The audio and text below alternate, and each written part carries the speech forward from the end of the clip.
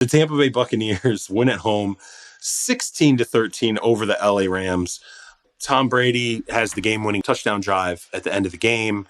The ending was great. Ending was, but I mean, the last 44 seconds. On balance, it was a pretty ugly game to watch. Like, it was pretty terrible. I'll just focus on the Rams, okay? Like, I just feels like things have just caught up. The way you spend, you go for the big guys and, you're trying to max the window out and everything. And then all of a sudden, when it doesn't work, this is how it doesn't work. It's not subtle. It's big. And I was told in the organization, hey, we're always going to max it out as long as we have Matt and Sean and Aaron Donald.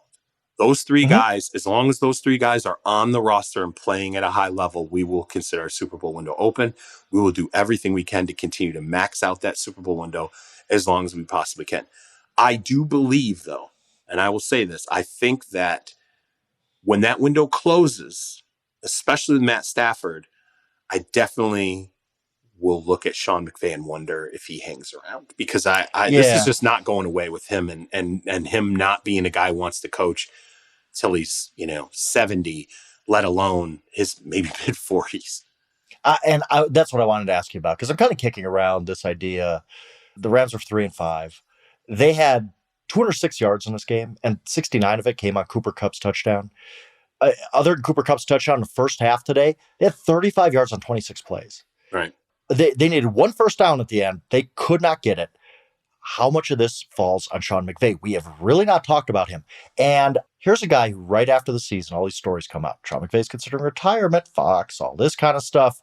You need full focus. You need to be to defend a Super Bowl championship is really, really tough. Right. When your head coach is like, maybe I'll just retire. Is he all in? There's this sense of McVay's not really in this anymore. Like, he got to the peak, and what does he do next? I think the whole retirement thing kind of set the tone for this really, really disappointing Rams season, where their offense is broken. And look, I'm not saying that he has a ton to work with. There's a lot of personnel issues here, but other coaches have figured out an offense with personnel issues, and Sean McVay can't. What's going on there? His closest confidant, and this came from Sean. Like, I straight up talked to Sean about this. Like, he straight up told me that his closest confidant on that offense was Kevin O'Connell. He had more trust in Kevin O'Connell. Kevin O'Connell was going to run the offense this year. He was going to call the plays. Part of that trust that he had in Kevin O'Connell was, and this was Sean who told me this, it was being able to bring to Kevin the things that were really deeply bothering him from a football standpoint, in terms of how maybe things were scheming, or an evaluation of a player, or why something was broken. Here's the thing, like, despite his personality, and, everyone's like, oh, Sean's this great guy, he's smiling, he's this high energy. He's not a guy who just trusts everybody, okay? Particularly when it comes to, like, opening up, like, hey, here's my vulnerabilities. Here's what's bothering me. Here's what's undermining my thought process as a coach. He doesn't invest in everybody like that. Okay. And O'Connell was one of those guys. McVay straight up told me, like, it was a huge loss to, have him leave, even though Sean pushed it, was like, he's ready. And to lose kind of the guy you think is it's my partner, man. This is the one I trust. I will actually give the keys to an offense. Imagine Sean McVay, of all people, saying, I'll give you the keys to offense so I can go do other things and grow in other ways.